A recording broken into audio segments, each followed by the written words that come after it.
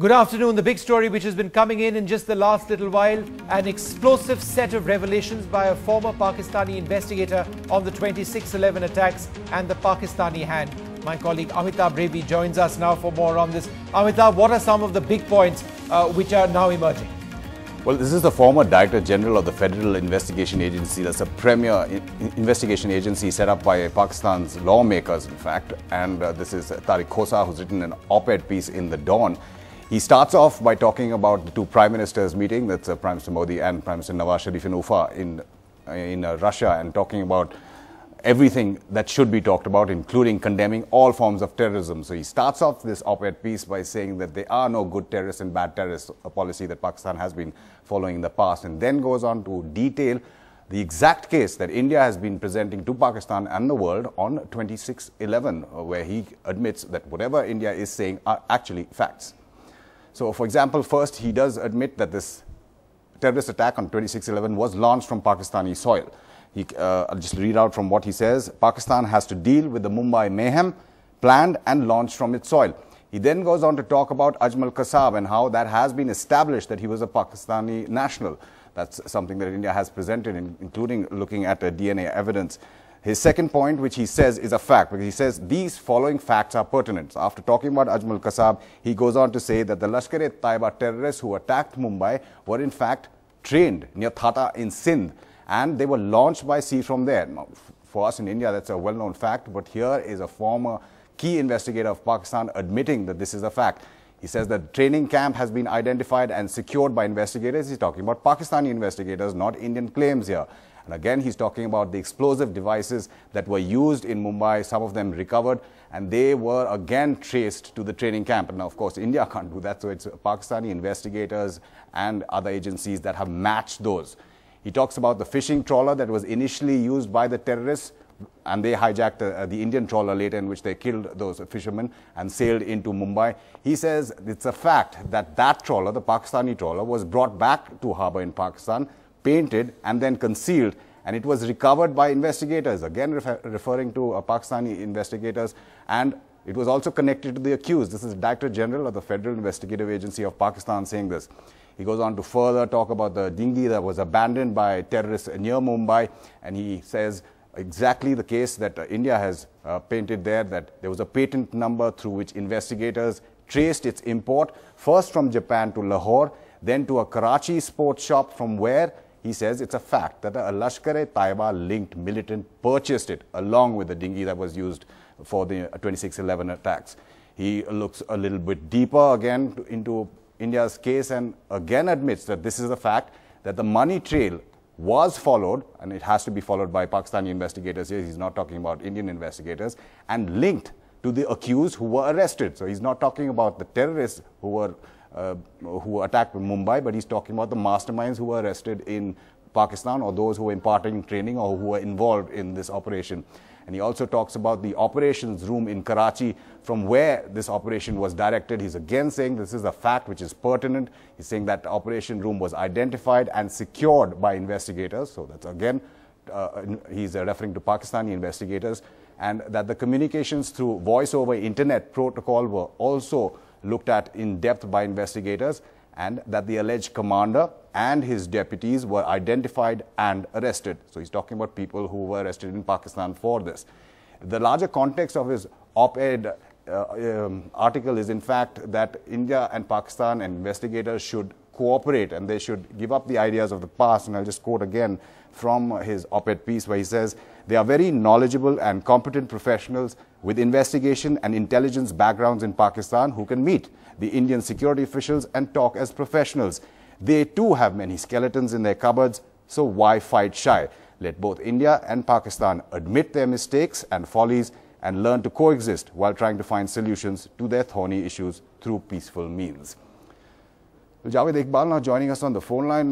Mr. Iqbal, what's your reaction here? Of course, this is the case exactly as painted by India, exactly as evidence handed over in dossiers, but is this, would you say, the first senior ex-Pakistani official who's admitting that these are facts? Look, the thing is that I take all these issues, whether it is Mumbai issue or it is Samjhauta Express or other issues, these are the, that the level the two prime ministers are talking. This is not the level that we, make it conditional that first you solve it and then we will move forward. I think I have full trust in Nawaz Sharif and Modi meeting and their, understanding. I think all these issues, there are many bigger issues than this. Starting from Kashmir and waters issue down to this Mumbai Express issue. Sure. These are the issue, bigger issue, smaller issue, medium issue. The issues which happened in 71, the later. That depending on how you look at it, Mr. Iqbal. Let me complete it. Look, you see, Batab, I didn't interrupt you. Let me complete it. Now, the thing is, if the two countries have to move forward, they have to, build first the bridges of confidence. Then, you see, only then, if you make it conditional that you first accept me, then I will move forward. Nothing will move forward. We're not talking about the larger picture here. I just want your comment, Javed Iqbal. I just want your comment. Isn't this the first? Isn't this the first Pakistani official who's admitting in writing that these are facts? These are not claims made by India that have to be proved. It is a fact that India, Mukti Bahani trained India. It is a fact. Altaf Hussain is saying that our boys have been, there.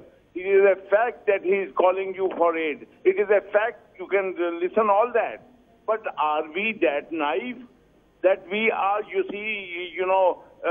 putting the future of 150 billion people on these things? This one Nathu Khan and one Fathu Khan. Please. I just want your comment, Javed Iqbal. I just want your comment. I get the point you're making. I get the point you're making. But Mr. Iqbal, this is a former DG of the FIA. Mr. Iqbal, of course, there is a larger picture here. Of course, there's a larger picture. But Mr. Iqbal, can I ask you this question? Sir, can I ask you this question? This is a former Director General of the FIA. Mr. Iqbal. Things don't happen like this. The country level, your point is taken, Mr. Iqbal. Whether it is China or Taiwan, whether it is the point here, Mr. Iqbal, Scotland or, can I interrupt you here, Mr. Iqbal? Right. Mr. Iqbal, I have to interrupt you here. Can you answer this question for me or not? This is a former Director General of the Federal Investigative Agency of Pakistan. Mr. Iqbal, we are both talking at cross purposes here. Can you answer this question? Full interest in, trust in Nawaz Sharif that he will look after Pakistani interests. Your point is taken, Mr. Iqbal. Not make it conditional, and neither they will listen to me. You clearly don't want to answer the question, so I'm going to have to cut this line if you're not. Let me tell that. Right. This is the former Director General of the Federal Investigative Agency of Pakistan, Pakistan's premier intelligence agency, who's saying these are pertinent facts. Isn't that important to recognize? I know the larger picture that you're making there. It is that important, but the whole canvas is very large. So you're saying it is important that this ex-top official is painting this number. But the whole canvas is very large. The Absolutely. canvas of Indo-Pak relation is very large. No one is trying to make the fact that there is a conditional... It's a very large canvas. Sure. So we cannot pinpoint, okay, first you wash this tile and then we will move forward. No one is putting any conditions here, sir. We are talking about an article that is written by the former DG of the FIA. We are not trying to say anything about conditions that about what is linked to what. Just looking at this article itself. It would be naive on my part to make any commentary on the observation of these professionals. I trust your judiciary, your professional people are as competent as ours. Sure. We should really, if we are really sincere in eradicating terrorism, then we have to, it can't be good terrorist, bad terrorist, somebody damages. That's exactly the point that he's also making. That's exactly the point he's also making. Javed Iqbal, a defense analyst, joining us there, saying there's a larger picture that has to be looked at and there should be no conditions involved in talks between India and Pakistan. But he doesn't want to comment after all on that, on the former DG of the FIF, Tariq Khosa, who's written this op-ed in the Dawn. A reaction from India, in fact, from former Home Secretary R.K. Singh. Pakistan की जो federal investigation agency है उसने ये 26/11 को investigate किया और उन्होंने बहुत सारा एविडेंस इकट्ठा किया। तो जैसे कि खोज से कहा है कि ट्रायल बहुत धीमे चला, जजेस अपॉइंट नहीं हुए, मतलब कि महीनों वर्षों तक कोर्ट्स खाली रहे, पब्लिक प्रोसिक्यूटर को मार दिया गया, वो पाकिस्तान की स्थिति ऐसी है, पब्लिक प्रोसिक्यूटर को मार दिया जो इस केस को ये परस्यू कर रहा था। लखवी को हाईकोर्ट ने बेल दिया, उसको कैंसिलेशन के लिए मूव नहीं किया पाकिस्तान ने। हाईकोर्ट ने कहा कि 2 महीने में ट्रायल खत्म हो, नहीं तो इसके बेल के कैंसिलेशन पर हम विचार करेंगे। तो न ट्रायल खत्म हुआ, न बेल कैंसिलेशन के लिए पाकिस्तान ने मूव किया है। ये एफआई के जो फॉर्मर हेड है उन्होंने ठीक लिखा है। Well, joining us now on the phone line is another defense analyst from Pakistan, Tariq Pirzada. Mr. Pirzada, the Dawn op-ed by the former FIA Director General, now he's pointing out that there are certain facts. He's calling them facts, exactly what India's case has been in 2611. How important do you feel that is coming from an ex-top official? Well, to tell you the truth, I have not seen the article by Mr. Khosa. Give me a point, let's go point by point, enumerate them, and I'll respond to that. I'll tell you some of the points, sir, and I'm reading out from his op-ed. Pakistan has to deal with the Mumbai mayhem planned and launched from its soil.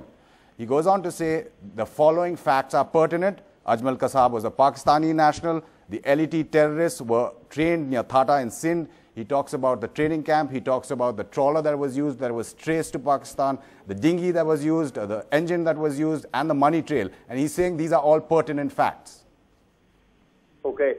Now, has he given any evidence in that article, or these are just his speculations or pure analysis? Well, he's the Director General of the Federal Investigative Agency. I'm sure he doesn't present evidence in the article, but there's a small op-ed piece where he said these are facts. So this is a former top official, sir. Here is what it is. You know, it has been a long time since the Bombay attacks happened. Yeah. And this fellow, Tariq Khosa, has written an article. And again, like anyone who does the same thing in India, I always say, I do not want to trust anybody or distrust anybody.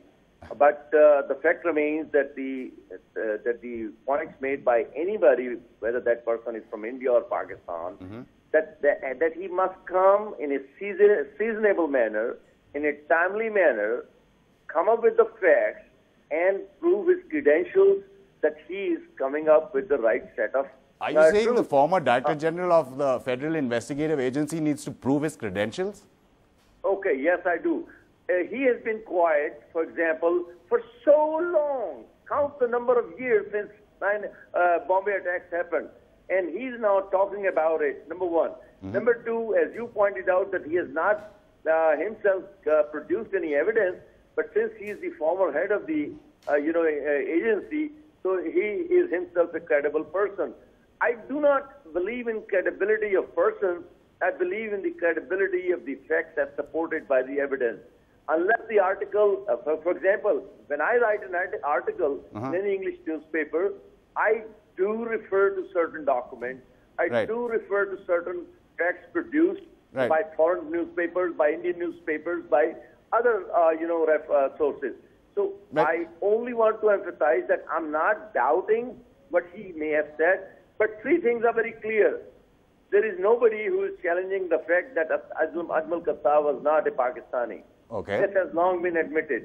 So he has said nothing new about that. He's talking about the LET training camp. He's talking about the trawler that was used, the dinghy and the engine being traced back to that training camp. He's talking about explosives that were recovered and the evidence given by India again being traced to the LET training camp. I am very glad that you raised the point of the engine of the trawler. Look, if you are being trained, and I'm just using plain logic, if you are in a coastal area being trained, we can talk about the engines, their make, their, origin, everything. But if you have been trained in a landed area, surrounded in a mountainous region, or in the plains of Pakistan, the trawler would have no relevance to that. The trawler's relevance would arise only if the training camp were there right on the coastal area. No, there's a difference here. I get your point, but he's talking about not the trawlers being traced to the training camp, but the trawlers being brought back into harbor, being painted over and concealed. But I take your point there, Mr. Pirzada. Just stay on the line. We're also joined by Ambassador Vivek Kaju. He is ambassador to Afghanistan and knows the AFPAK region like no other diplomat possibly. Ambassador Kaju, I'm not sure whether you read the op-ed piece in the Dawn. Have you? I have. Right. What is your reaction? Is this the first official ex-Pakistani official who's admitting that the case as presented by India are actually facts? Look, the fact that it has been written by Mr. Khosa itself carry weight. But I wonder why this sort of note is being taken of it in such a great fashion. Because all that Mr. Khosa has said is well known. That is one point, Amitabh. Sure. But more importantly, what Mr. Khosa has written must be forming part of the charge sheet against the LET terrorists who are in jail. Sure. There's a case going on. Sure. So the fact that you have mentioned about the dingy engine, about the training camp, about the identity of these people, that in itself is of course important. But I think what is more important is Mr. Khosa's comment that Pakistan must own up to the Mumbai attack. Correct. And by inference, he is saying that the case must proceed purposefully and sincerely. Sure. In fact, he says Pakistan has to deal. Yeah, he's saying Pakistan has to deal with the Mumbai mayhem planned and launched from its soil. Right here. But Ambassador Kaju, I just want... Let me complete. Amitabh, if I may complete. Yeah. And that is the point which people like Mr. Pirzada wish to obfuscate. No, I just wanted to bring up that because when I was speaking to Mr. Pirzada before you came online, he was questioning the credibility of Mr. Khosa. And I said, are you questioning the credibility of someone who was the head of Pakistan's premier intelligence I do. investigation Here's agency? what it is. May I say something? Doubt the credibility of There's your own nothing to laugh about it. Let's keep it serious. Let's keep it serious and continue to discuss it so that we can resolve the issue right here. Number one, as I said earlier, I do attach a great deal of importance to the statement of a head of an agency if that person comes out in the public in a timely and seasonable manner with substantive evidence produced. So, Mr. Pirzada, in the article. Are you questioning? Are you questioning these facts? Are you saying that there is no evidence to prove it?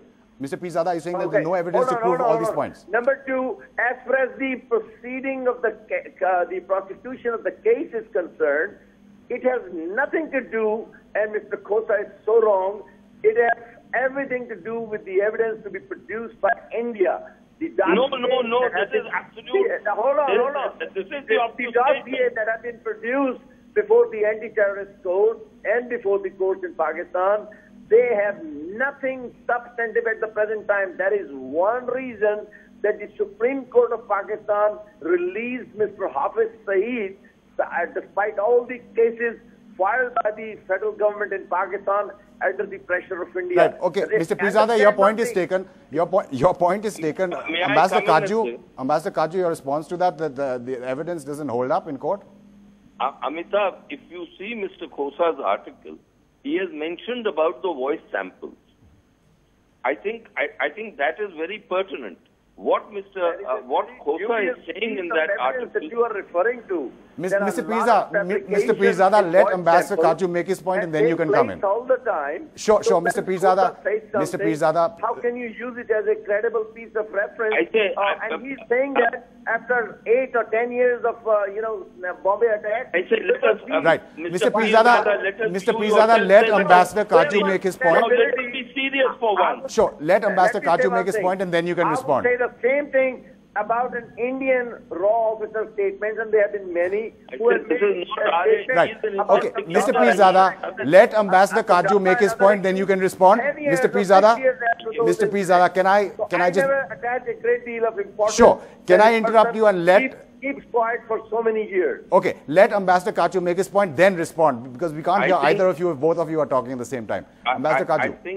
I think there is, Mr. Pirzada would also recognize that there is a fundamental difference between an intelligence operative and an investigator.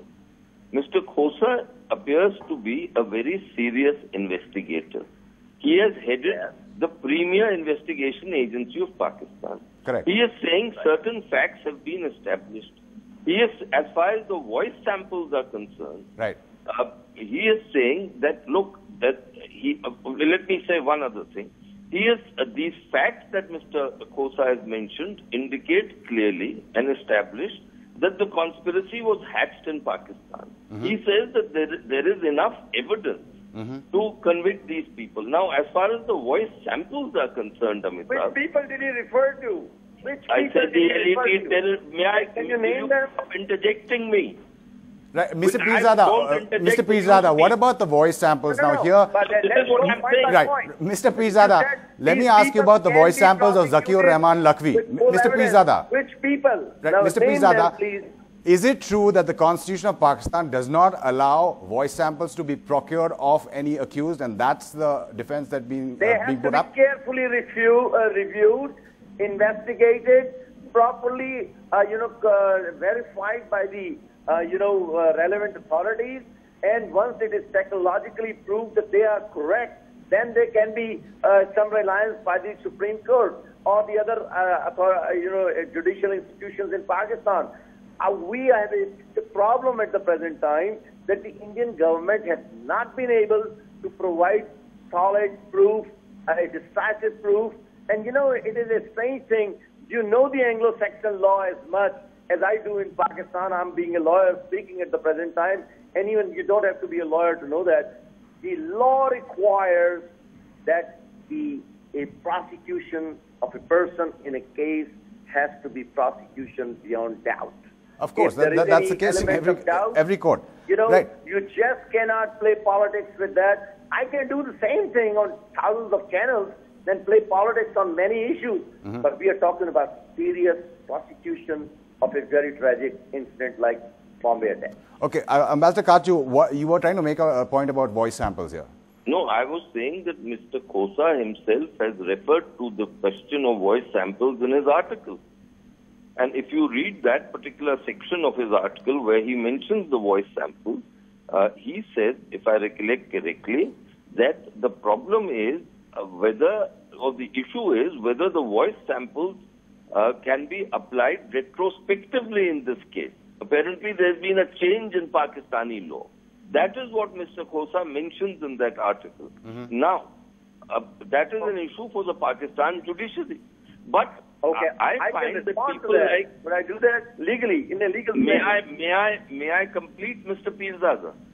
Sure, please, go right ahead. The problem is that people like Mr. Pirzada want to refuse to admit that there was this conspiracy in Pakistan hatched by the Lashkar-e-Toiba, executed in India, and that is the point which Mr. Khosa is now establishing that yes, and he pleads with his compatriots, he pleads with people like Mr. Pirzada, that let us acknowledge that there was this particular conspiracy which led to the death of 160 people, which Pakistan has.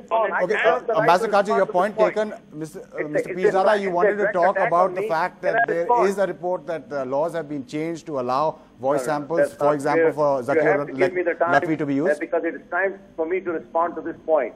Number one, do I have the moment? Go ahead, sir.